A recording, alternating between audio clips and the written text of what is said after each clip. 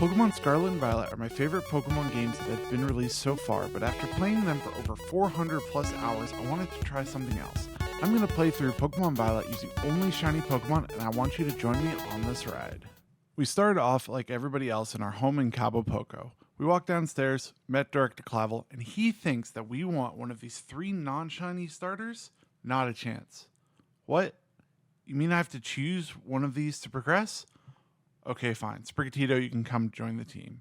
At this point, I decided that I'm going to finish the tutorial as fast as possible, so I beat Nemona, find Miraidon, follow it through the cave, meet Arven, beat Nemona again, listen to a speech, and ride Miraidon into the sunset.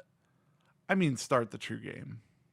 My first goal is I need to trade the Sprigatito for a real shiny Pokemon. I was doing research and running around to see what Pokemon I wanted to find and how I was going to do like encounter power sandwiches, and then I found this full odds, no sandwich, shiny Palmo. I promptly named it Pikachu since Pikachu started it all in the Pokemon franchise. The keen among you then noticed that Pikachu is over the level cap for what wild Pokemon will listen to you in battle. Well, we'll get into that in a minute. I want to clear something up first. This playthrough is not a Nuzlocke. If you want to see me attempt a shiny only hardcore Nuzlocke, make sure to subscribe and let me know in the comments if you want me to do it. Okay, now to the first gym in Cortando. I had to push around the giant bean into a goal for some random gym challenge. Then I ran into the first problem of this run.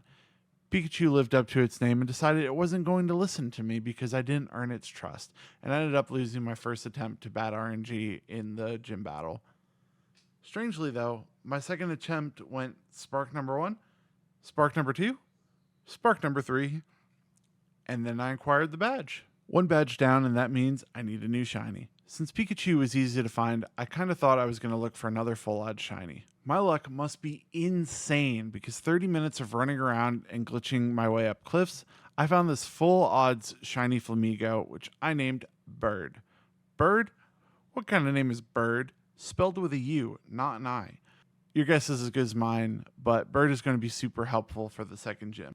I was motivated by the 2 full odds shinies, so I bought an encounter power water sandwich and ended up finding a shiny Slowpoke as well. Back to the second gym, after collecting all of the Sunflora, we easily defeat the gym using our newly found Bird. 6 more badges to go, and we're about to do one of the coolest shiny hunting glitches that I know of. Before I do that though, I decided to take down the Earthworm Titan to make moving around Paldea a little bit easier. After making Arven happy, I go to this cave that is slightly north of the East Providence Area 3 Watchtower. 4 encounter power dragon sandwiches later, this shiny Bagon jumps out of the wall and gets named Dragoon.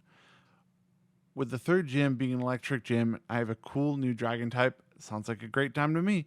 3 snapshots of Director Clavel later, Dragoon breathing fire, and Pikachu using Dig, we now have 3 gym badges. I think it's time to go and find my favorite shiny Pokemon, Scarlet and Violet, Riolu. This hunt took forever to complete. Up until this point, my longest hunt was Slowpoke at 1 hour, but this took a grand total of 8 hours of just running around in circles with encounter power fighting sandwiches. But we did finally find the shiny Riolu, who I named Mike. Now it's time to go shopping. I went to Cascarafa to find the gym leader, and I found that he was late for an auction, so he ran off but left his wallet at the gym. 1 quick battle later, returning the wallet and becoming 5,000 Pokédollars richer, I'm now fighting for my 4th gym badge. Before the fight though, I evolved Pikachu into Palmont to try and help during the fight, and you guessed it, it really helped. A couple sparks later, and Gym 4 was ours. With our current team of Pikachu the Palmont, Psyduck the Slowbro, Bird the Flamigo, Dragoon the Bagon, and Mike the Riolu, I figured that we can go straight to the 5th gym and battle Larry. Larry uses normal types, which is usually the easiest types, but apparently I forgot how to play Pokemon. To start off, I was using Mike, who quickly got one-shot. Pikachu came in to save the day, defeating Kamala, but falls asleep in the process. Bird comes in to take down the Dunsparce, but then falls to Staraptor. I send Pikachu back out, who wakes up to win the battle. Our team needs a real boost because this battle should have been a cakewalk. But nothing says level up like a super cool training montage.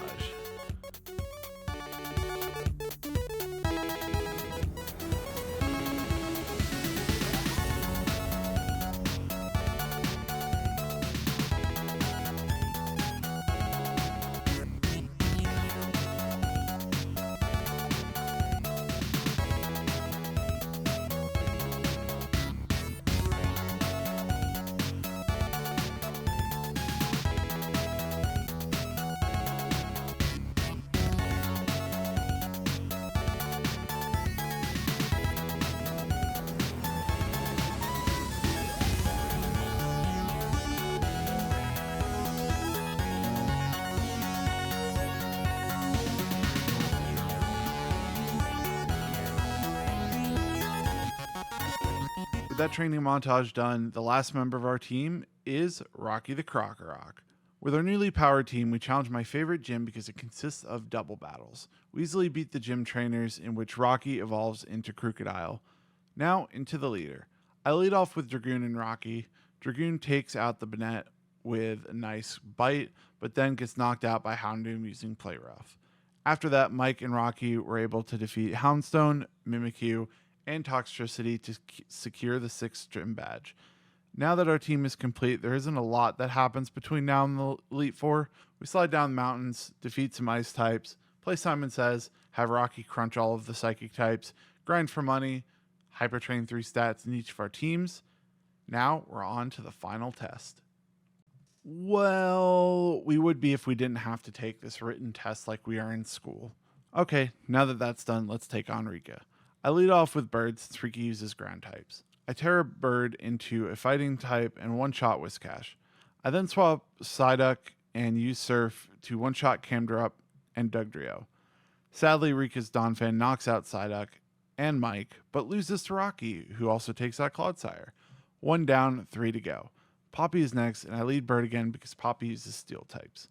Bird knocks out Copperajah with an easy low kick. I switch into Pikachu and let out a powerful double shock to take out the Corviknight. Bronzong is next, and for some reason I switch into Mike. I waste my Terror on Mike too and use Aura Sphere, which does like half damage to Bronzong. I guess that I forgot it was a Psychic type, but then Dragoon comes out to finish it out. Pikachu comes out with a close combat into Magnezone, which allows Rocky to finish off Tinkaton with an Earthquake. We're back to Larry, but this time he's using flying types. Guess what? Pikachu's charged and ready to Terra Electric and spark his way through. Tropius and Staraptor went down without an issue.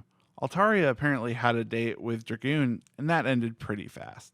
Dragoon also takes out Oricorio because it didn't want to make me feel sad. Pikachu comes back out to defeat the Flamigo and let the challenge of the final Elite Four member begin, Hassel. With his Dragon types, I start out with Mike, who takes down Noivern. Now it's Dragoon's turn to shine. I tear Dragoon into Dragon type, 1 Dragon Claw, 2 Dragon Claw, and we're on to the final Pokemon, Excalibur. I use Pikachu to weaken it, and then the 3rd Dragon Claw comes out to finish off Hassel. Now it's the champion, in quotes, fight, but it pretty much went how you expect it, and I one-shot everything, so I'm not going to bore you with that. Now for the final challenge, the last battle of the main story of the game, our rival, Nemona. Mike starts out on our side to take down Lycanroc with 1 Aura Sphere. Next, it's a Pikachu mirror match with Pikachu vs. Pawmot. Pikachu uses a sneaky dig and brings Pawmot down to red HP, but Pawmot uses Quick Attack to take down Pikachu. That's okay though, because Rocky's here to Earthquake Pawmot back into its Pokeball. Next, we have Dragoon vs. Goodra, but I'm pretty sure you know how that turned out. Mike comes back out to defeat the biggest tease in the game, Nemona's 3-segmented Dunsparce, with 2 Aura Spheres. I thought Rocky would be able to take out Earthworm, but apparently Earthworm is immune to ground moves? Who knew? So Psyduck decides to surf through an Earthquake and win. Last but not least, we have Nemona's ace Pokemon. I don't even know how to pronounce that duck. I'm not even going to try. Dragoon uses Fly, but misses. So I decide it's now or never. We're going to go ahead and use Dragoon, tear into Dragon, and it'll get wrecked by 2 Ice Spinners. I really need to learn when I should tear and when I shouldn't. So I sent out Mike, who used Aura Sphere and Extreme Speed, to finish off Nemona and finish the Pokemon Violet Victory Road arc. And this is where the video ends. Thank you all for watching. I had a ton of fun recording this video. If you want to see me attempt a hardcore Nuzlocke with only shiny Pokemon or any other Pokemon challenges, then make sure to subscribe and comment down below what you want to see. If you like this video, why not check out the others that are on screen now?